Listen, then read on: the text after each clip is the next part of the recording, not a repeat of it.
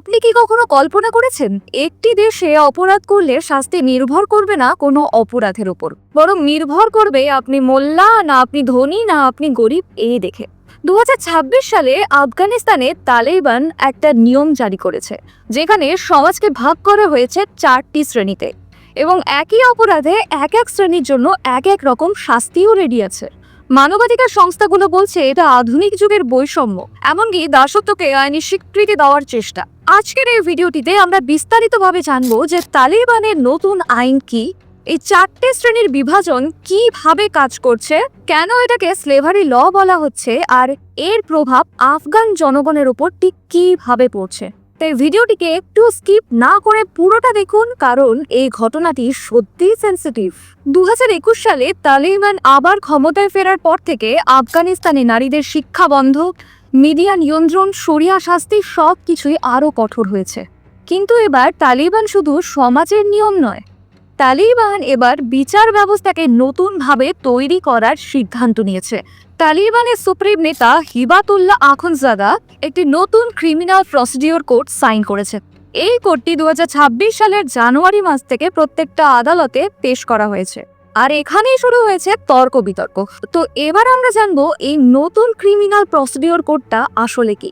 এই আইন মূলত একটি বিচারিক নিয়মাবলী, যেখানে বলা হয়েছে অপরাধ কিভাবে প্রমাণ হবে, শাস্তি কিভাবে দেওয়া হবে, আর আদালত কিভাবে কাজ করবে, আর কাকে কাকে কি কি ধরনের শাস্তি দেওয়া হবে। আর এখানে সবথেকে ভয়ঙ্কর বিষয়টা হলো আর্টিকেল 9। আর্টিকেল 9 আসলে কি? এই আর্টিকেল 9 অনুযায়ী আফগান সমাজকে 4টি শ্রেণীতে বিভক্ত করা হয়েছে।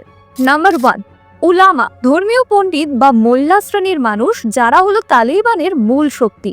নাম্বার 2, আশরাফ, অভিজাত এলিট শ্রেণী থেকে বিলং করে, যারা অনেকটা ক্ষমতাশীল হয়। নাম্বার 3, মিডল ক্লাস, মধ্যবিত্ত শ্রেণীর মানুষ, যারা সাধারণত চাকুরিজীবী বা ব্যবসায়ী। নাম্বার 4, লোয়ার ক্লাস, নিম্ন শ্রেণীর মানুষ, গরিব, শ্রমজীবী, প্রান্তিক মানুষ। তো এখন প্রশ্ন হলো, এই যে শ্রেণীবিভাগ, এই শ্রেণীবিভাগ কি শুধুমাত্র পরিচয়ের জন্য? উত্তরটা হবে না।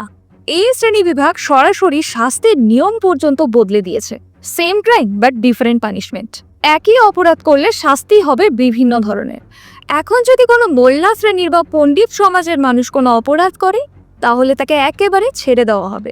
যদি এলিট ক্লাসের কোনো লোক অপরাধ করে, তাহলে তাকে আদালতে ডেকে উপদেশ দিয়ে ছেড়ে দেওয়া হবে। যদি মিডিল ক্লাস থেকে বিলং করা কোনো মানুষ অপরাধ করে, তাহলে তার উপযুক্ত শাস্তি হবে।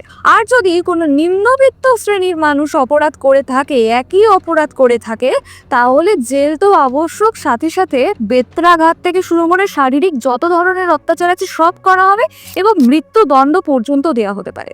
দেখুন, এটা কিন্তু কোনো বিচার নয়, এটা হলো একটা বৈষম্যের আইন, ডিসক্রিমিনেশনের আইন। আরো একটি ভয়ঙ্কর জিনিস কি জানেন তো, এই আইনে ফ্রি পার্সন আর স্লেভ শব্দটিকে বারবার ব্যবহার করা হয়েছে। দেখুন, দাসত্ব আন্তর্জাতিক আইনে সম্পূর্ণভাবে নিষিদ্ধ, কিন্তু তালিবানের দাসত্বের এই আইন স্বাভাবিকভাবে লিগ্যাল ক্যাটাগরি হিসেবেই উল্লেখ করছে। কিন্তু 2026-এ দাঁড়িয়ে এইরকম আইন সত্যি আনইমাজিনেবল। অনেক বিশেষজ্ঞরা বলছেন যে এই আইন সরাসরি যদি স্লেভারি প্রতিষ্ঠা না করে, তার জন্যই তারা ভাষার মাধ্যমে এই স্লেভারিকে প্রতিষ্ঠা করার জন্য একদম উদ্বিগ্ন হয়ে পড়েছে। এই আইন শুধুমাত্র শ্রেণী বিভাগ নয়, এই আইন প্রত্যেকটা মানুষের থেকে তার মৌলিক অধিকার কেড়ে নিচ্ছে। আর যদি আমি মহিলাদের কথা বলি, যদি আমি নারীদের কথা বলি, তাহলে প্রত্যেকটা নারী, যারা এলিট ক্লাস থেকে নিম্নবিত্ত এই মাঝখানে বিলং করে, প্রত্যেকটা নারী নিম্নবিত্তের মধ্যেই পড়ছে। নারীদের অধিকারকে কেড়ে নেওয়া হচ্ছে। নারীরা যদি কোনো রকম ভুল ত্রুটি করে, তাহলে তার শাস্তি হতে পারে মৃত্যুর মতো। আর এই আইনের বিচার শুধুমাত্র নির্ভর করবে টেস্টিমনি আর কনফেশনের ওপর। তাই মানবাধিকার সংস্থাগুলো বলছে এই আইনের জন্য টর্চার তো বাড়বেই, সাথে সাথে ফোর্স কনফেশনও আরো বাড়বে। আর নতুন অপরাধ হিসেবে কি ধরা হচ্ছে জানেন? Dancing, gathering of corruption. মানে আজকে যদি আপনি বাইরে কোথাও নাচ করে কোনো নেতা মন্ত্রীর করাপশনের তালিকা সবার সামনে তুলে ধরার চেষ্টা করেন, কারো এগেনস্টে গিয়ে কথা বলেন, তাহলে আপনার মনে করুন মৃত্যুদণ্ডই স্বাভাবিক। তো আমরা এবার জানবো আন্তর্জাতিক কি প্রতিক্রিয়া হতে পারে আর ভবিষ্যৎ কি হতে পারে। এই আইন আফগানিস্তানকে পুরো পৃথিবী থেকে আরো বিচ্ছিন্ন করে দেবে।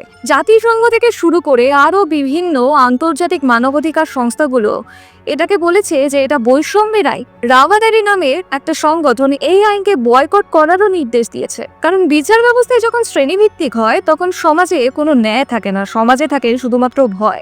আপনি যদি ভাবেন আফগানিস্তানের বিচার ব্যবস্থা একেবারে অন্ধ, তাহলে আপনি ভুল। কারণ আফগানিস্তানের বিচার ব্যবস্থা তো শ্রেণী থেকে সিদ্ধান্ত নেয়। তালিবানের এই নতুন আইন আমাদের পুরো বিশ্বকে আবারও চমকে দিয়ে দেখিয়ে দিল যে ক্ষমতাশীলরা কতটা আনটাচেবল আর গরিবরা ঠিক কতটা পরিমাণ ডিসপোজেবল। তো আপনার কি মনে হয়, তালিবান কি আবার নতুনভাবে আধুনিক যুগে স্লেভারি প্রতিষ্ঠা করার চেষ্টা করছে?